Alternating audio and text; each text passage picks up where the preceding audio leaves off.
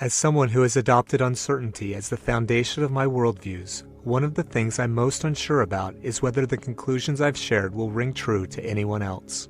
As I wonder while speaking, I think of you, the listener.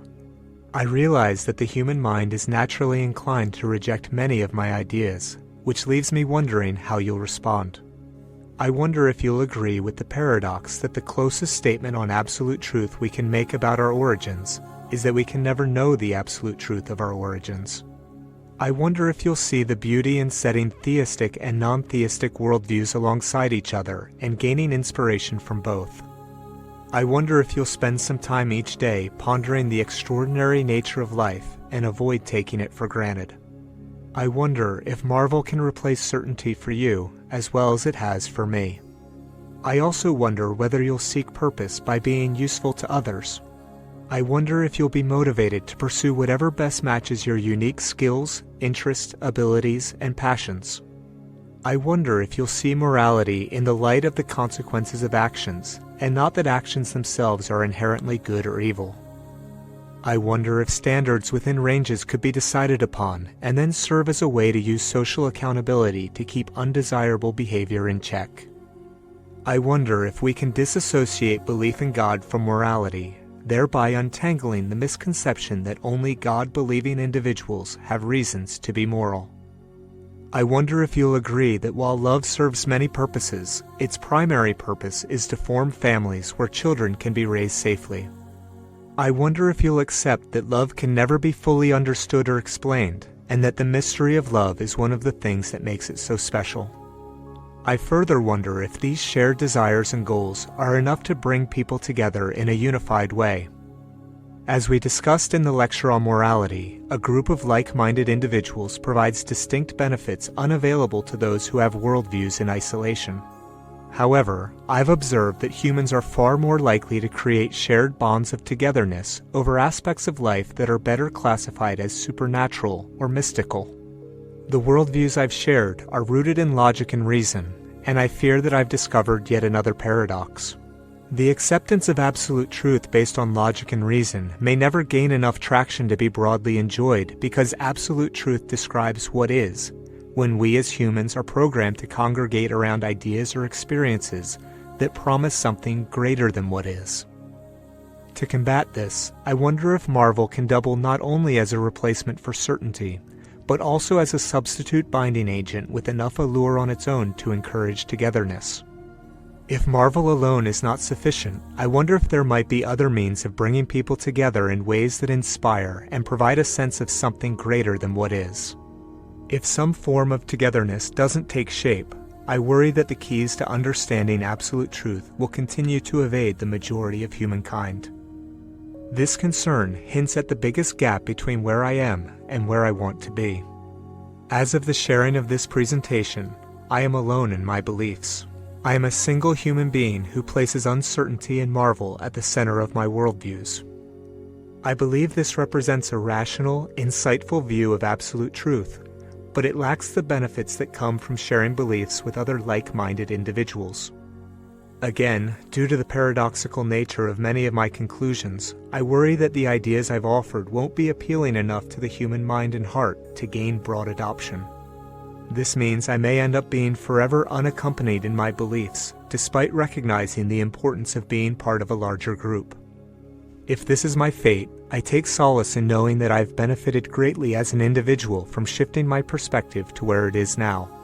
Even if that shift comes at the expense of losing my former community and never finding a new one, I'm confident that this journey has brought me to a better place in my own life.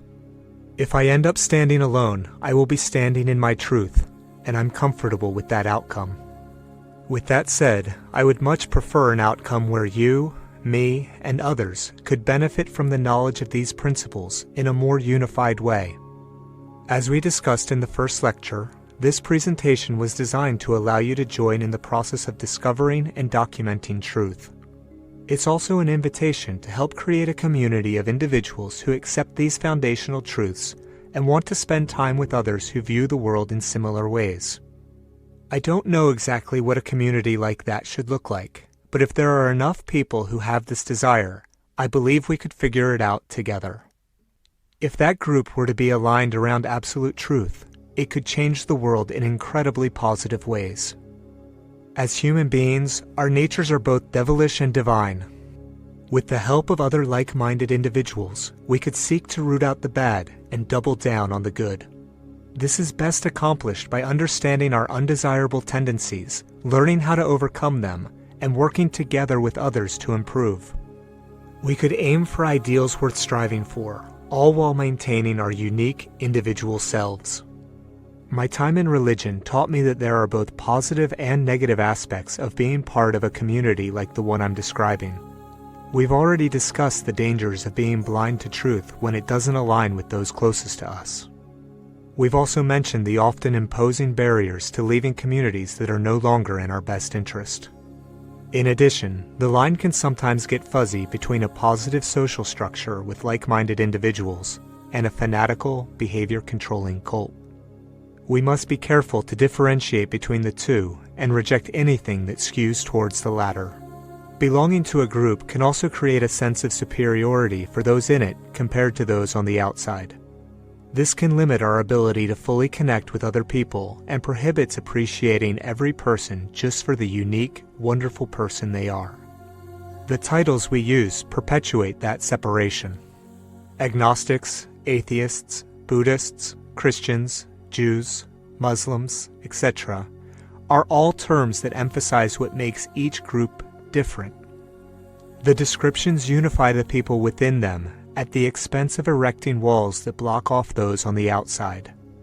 As I've thought of a title or name to call myself that captures the way I currently see the world, I've considered the importance of focusing first on the shared commonality we all have in being human. While I recognize that my current beliefs are distinct from the beliefs of other groups, it feels appropriate to add a differentiating descriptor only after emphasizing our sameness. As such, the title I use to describe myself now is A Human Who Marvels. The order of these words matter, starting first with commonality and then appending a distinguishing distinction. It's a name available to anyone who feels like it describes their outlook on the world as well. I'd like to end with several specific invitations that, if followed, offer the clarity, peace, and fulfillment promised in the first lecture. May we embrace uncertainty regarding our origins and all the beautiful implications that come with it. May we remove the fences that prevent us from making more genuine connections with our fellow human beings. May we savor the richness of life and ponder deeply the splendor it provides on a daily basis. May we lead meaningful lives full of purpose. May we make an impact for good on the world in the precious time we're granted to do it. May we never lose sight of our great individual worth, and may we cherish the unique skills, talents, and abilities we offer to others. May we find the proper balance between satisfaction, leisure, and pleasure. May we be moral. May we voluntarily choose to engage in behaviors with consequences that will maximize our well-being. May we create and foster love. May we have balance between the genders. May we be romantic. May we be playful and fun. May we raise good children in safe environments with the desire to make the world a better place for the next generation. May we place the needs of our children above our own desires, and may our children one day do the same. May we join together with like-minded individuals who can help us in our personal journeys here on Earth. May we care for one another and maintain absolute truth as our North Star. May we be willing to rethink what is true as we learn more about humanity and the world around us. May all these invitations lead us to becoming the very best versions of ourselves. May we marvel.